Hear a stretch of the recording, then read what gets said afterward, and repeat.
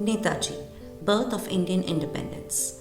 In the history book on the story of India's freedom struggle, the name of NetajiSubhashChandraBose is written in golden letters.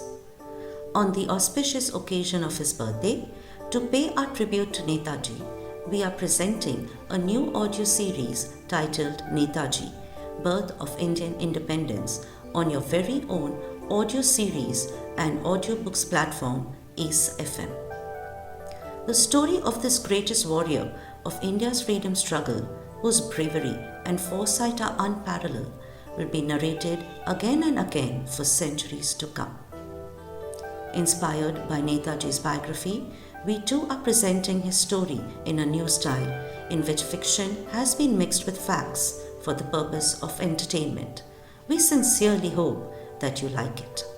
So folks, it's time to start the special audio series titled Netaji, Birth of Indian Independence with me, that's RJ Mini, and the author of this series, Manoj Swami, on your very own Ace FM. Episode 1, Unstoppable.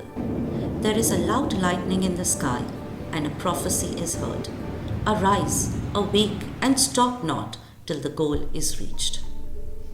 In the year 1902, there was a severe thunderstorm along the entire sea coast of the holy Jagannath Puri city, and it was raining very heavily. The residents of the city were hiding inside their homes to escape this wrath of the nature. The high and huge waves of the sea hitting the beaches of Jagannath Puri were roaring like a monster. On seeing this dance of destruction by the sea waves, fear of death was looming large in the hearts of the denizens of the city. But even in this fierce storm, a 4-year-old little Subhash was fearlessly staring at the sky-high waves rising in the sea on the beach, as only one thing was echoing in his ears. Arise, awake, and stop not till the goal is reached. Subhash's family was staying in a dharamshala in Jagannath Puri city. It was only when dinner was served that Subhash's mother, Prabhavati Devi, noticed that little Subhash was missing from his seat at the dining table. On this realization, the search for Subhash started, but his whereabouts were not to be found anywhere in the dharamshala. Servants were sent out in search of little Subhash, but due to the tempest and the heavy rains, they could not make much of a headway. It was not possible to find Subhash in that inclement weather. Prabhavati was inconsolable and was crying uncontrollably. She was repeatedly saying, "Can somebody please find my Subhash and bring him back? I don't know in what condition will he be. I don't know whether he is still alive or not. Forgive me, my God, for having such dreadful thoughts. Oh Lord, please have mercy on me and look after my little child." Seeing Prabhavati in such a pitiable condition, Subhash's elder brother SubhashChandra tried to console his mother by saying, "Mother, please don't worry. I will go and find Subhash right now." But before he could finish the sentence, a stern voice of his father, Bose, interrupted the conversation. No one else will go out in this terrible weather. Subhash is not my only child, and I cannot put the life of other children in danger in order to save his. Let the storm pass by, and then whatever steps need to be taken will be taken. I have already spoken to the authorities of the city and made the arrangements for carrying out a thorough search. Thus, SubhashChandra was refrained from going outside the dharamshala. The whole family spent the entire night waiting for the storm and the rain to stop. But the weather gods were showing no signs of mercy. Everyone in the dharamshala spent the night shaking in fear and thinking of the worst, that how poor little Subhash would be in such terrible weather.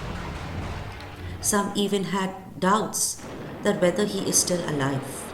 After all, deaths in tornadoes was common in the coastal city of Jagannath Puri, and that thought was really scary. In the early morning, as soon as the rain stopped, everyone ran outside the dharamshala in search of Subhash.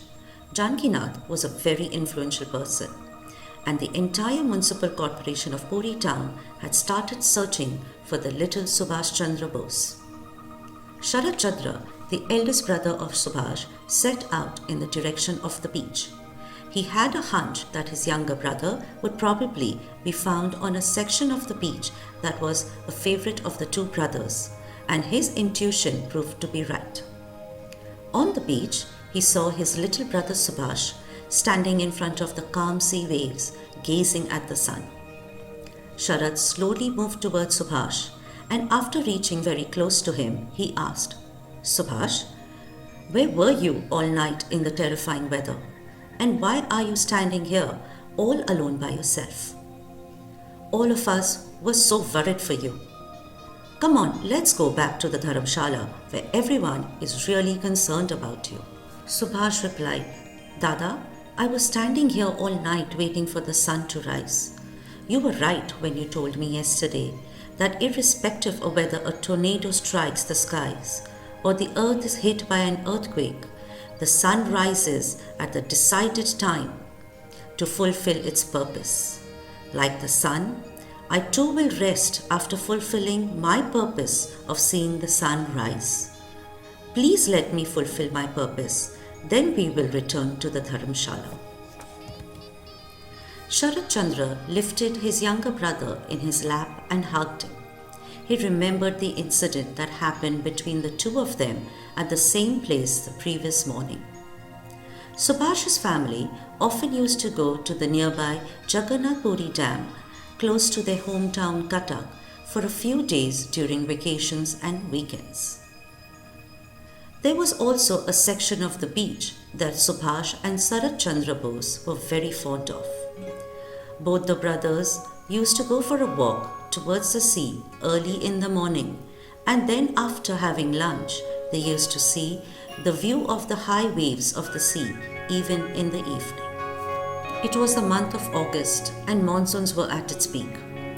The morning before, the two brothers were taking a walk when Sharat Chandra repeated the slogan by Swami Vivekananda, "Arise, awake, and stop not till your goal is reached," and asked his little brother, "Subhash, do you understand the meaning of these lines?"